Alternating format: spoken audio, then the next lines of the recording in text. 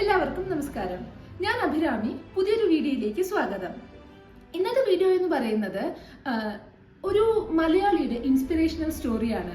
ഹോക്കിയുടെ വൻമതിൽ, അതായത് wall of hockey എന്നറിയപ്പെടുന്നത് നിങ്ങൾ എന്തായാലും ഗസ് ചെയ്ത് കാണും. PR ശ്രീജേഷിന്റെ സ്റ്റോറിയാണ് ഇന്നത്തെ ഈ വീഡിയോ.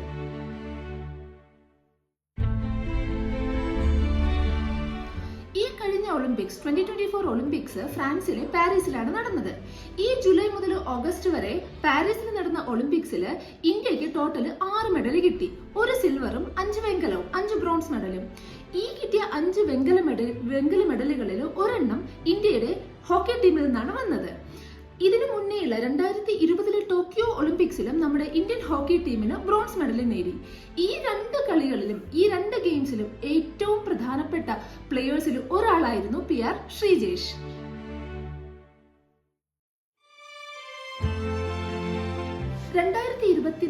ഒളിമ്പിക്സും 2021 ഒളിമ്പിക്സും ഒക്കെ നോക്കുമ്പോൾ നമുക്ക് തോന്നും നമ്മുടെ ഇന്ത്യൻ ഹോക്കി ടീം കണ്ടിന്യൂസ് ആയിട്ട് മെഡൽസ് വിജയിക്കുന്നുണ്ടെന്ന്.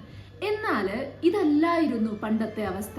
ശരിക്കും പറഞ്ഞാൽ 2021 ടോക്കിയോയിൽ നമ്മുടെ ഇന്ത്യ ഹോക്കിയിൽ ബ്രോൺസ് മെഡൽ നേടിയപ്പോൾ ആ ബ്രോൺസ് മെഡൽ നേടിയത് 41 വർഷത്തെ ഗ്യാപ്പിന് ശേഷമാണെന്ന് പറഞ്ഞാൽ നമുക്ക് വിശ്വസിക്കാൻ കഴിയുമോ? ശരിക്കും ഒരു കാലഘട്ടത്തിൽ, അതായത് 2008 ഒളിമ്പിക്സിൽ നമ്മുടെ ഇന്ത്യൻ ഹോക്കി ടീം ഒളിമ്പിക്സിൽ ക്വാളിഫൈ പോലും ആയിരുന്നില്ല. അതിനുശേഷമാണ് ഇംപ്രൂവ്മെന്റ്സ് ഉണ്ടാക്കിയിട്ടിട്ട് 2021 ടോക്കിയോ ഒളിമ്പിക്സിൽ നമുക്ക് ആദ്യമായിട്ട്, അതായത് 41 വർഷത്തെ ഗ്യാപ്പിന് ശേഷം നമുക്കൊരു മെഡൽ കിട്ടിയത്. നമ്മളിപ്പോൾ ഇന്ത്യൻ ഹോക്കിയുടെ ഹിസ്റ്ററിയിലേക്ക് പോവുകയാണെങ്കിൽ എക്കാലവും ഇതായിരുന്നില്ല അവസ്ഥ. ഇന്ത്യൻ ഹോക്കിയിൽ 1928 മുതൽ 1956 വരെ, അതായത് 1928 മുതൽ 1956 വരെ നോക്കുകയാണെങ്കിൽ ഇന്ത്യ കണ്ടിന്യൂസ് ആയിട്ട് ഗോൾഡ് മെഡൽ നേടിയിട്ടുണ്ടായിരുന്നു. ഇതിന്റെ വേറൊരു പ്രത്യേകത എന്ന് പറയുന്നത്, ഇന്ത്യ ഇക്കാലം 1956 വരെ ഗോൾഡ് മെഡൽ നേടിയപ്പോൾ ഒപ്പോണൻസ്, അതായത് നമ്മുടെ ഫൈനൽസിൽ ഇന്ത്യക്കെതിരെ വന്ന ഒപ്പോണൻസിന് ഒരു ഗോൾ പോലും അടിക്കാൻ സമ്മതിക്കാതെ എപ്പോഴും ഒപ്പോണൻസിന്റെ ഗോൾ സ്കോർ 0 ആയിട്ടാണ് നമ്മൾ വിൻ ചെയ്തിരുന്നത്. എന്നാൽ 1956 ശേഷം ഗെയിംസിൽ ചേഞ്ചസ് ഉണ്ടാവുകയും അതിനുശേഷം നമുക്ക് ഹോക്കിയുടെ ഒരു ഡൗൺഫോൾ ആയിരുന്നു എന്ന് നമുക്ക് പറയാം.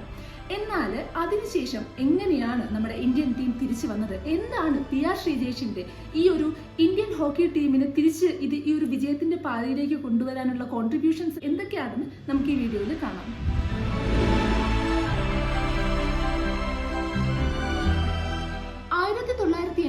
മെയ് 8 കൊച്ചിയിലെ കിഴക്കേമ്പലത്ത് ഒരു കർഷക കുടുംബത്തിലാണ് ശ്രീജേഷ് ജനിക്കുന്നത്. അദ്ദേഹത്തിന്റെ തുടക്കത്തിൽ അദ്ദേഹം ഒരു ഹോക്കി പ്ലെയർ ആയിട്ടല്ല സ്റ്റാർട്ട് ചെയ്തത്. അദ്ദേഹം ആദ്യമായിട്ട് അത്ലറ്റിക്സിലും അതിനുശേഷം പിന്നെ ലോങ് ജമ്പ്, വോളിബോൾ ഇങ്ങനെയുള്ള ഗെയിംസിലൊക്കെ പങ്കെടുത്തു. അതിനുശേഷം 12ാം വയസ്സിൽ അദ്ദേഹത്തിന് തിരുവനന്തപുരത്ത് GV രാജ സ്പോർട്സ് സ്കൂളിൽ അഡ്മിഷൻ കിട്ടി. അവിടെയാണ് ആദ്യമായിട്ട് ഹോക്കിയുടെ ഗോൾ കീപ്പറായിട്ട് അദ്ദേഹത്തിന് പരിശീലനം ലഭിക്കുന്നത്.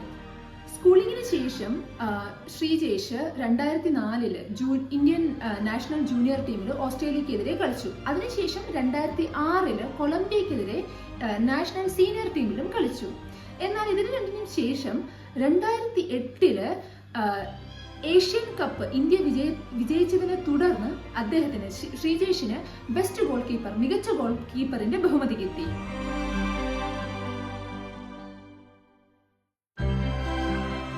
ബെസ്റ്റ് ഗോൾ കീപ്പറിന്റെ അവാർഡ് ലഭിച്ചെങ്കിലും അദ്ദേഹത്തിന് ഇന്ത്യൻ നാഷണൽ ടീമിൽ ഒരു സ്ഥിരാംഗത്വം ലഭിച്ചിരുന്നില്ല. 2011 ഒരു മാച്ചിൽ 2 പെനാൽറ്റി സ്ട്രോക്ക് സേവ് ചെയ്തതിനു ശേഷമാണ് PR ശ്രീജേഷിന് ഈ സ്ഥിരാംഗത്വം ഇവിടെ ലഭിക്കുന്നത്. അതിനുശേഷം നടന്ന ഏഷ്യൻ ഗെയിംസിലും കോമൺവെൽത്ത് ഗെയിംസിലും ഒക്കെ ഇന്ത്യൻ നാഷണൽ ടീമിന്റെ ഒരു പ്രധാന പ്ലെയർ ആയിട്ട് PR ശ്രീജേഷ് മാറി. 2016 ഇന്ത്യൻ ഹോക്കി ടീമിന്റെ ക്യാപ്റ്റനായിട്ട് PR ശ്രീജേഷിനെ തിരഞ്ഞെടുത്തു.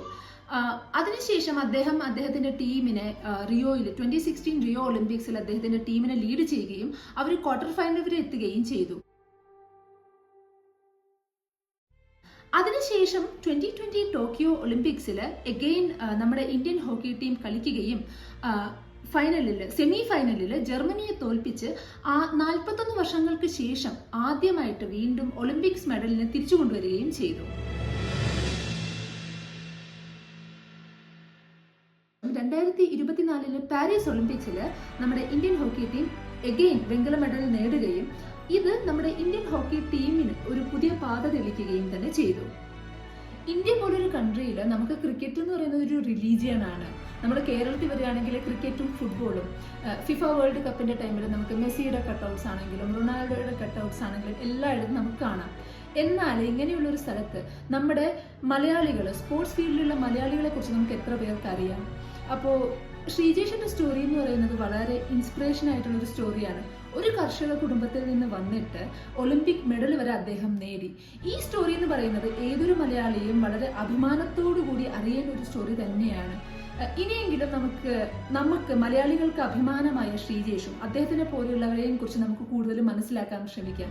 അതുമാത്രമല്ല, ക്രിക്കറ്റും ഫുട്ബോളും അല്ല, വേറെയും ഒത്തിരി സ്പോർട്സ് നമ്മുടെ ഇന്ത്യയിൽ ഉണ്ട് എന്നും അതിനും നമുക്ക് ഇതുപോലെ തന്നെ ക്രിക്കറ്റിനെയും ഫുട്ബോളിനെയും പോലെ ഇമ്പോർട്ടൻസ് നമുക്ക് കൊടുക്കാൻ ശ്രമിക്കാം.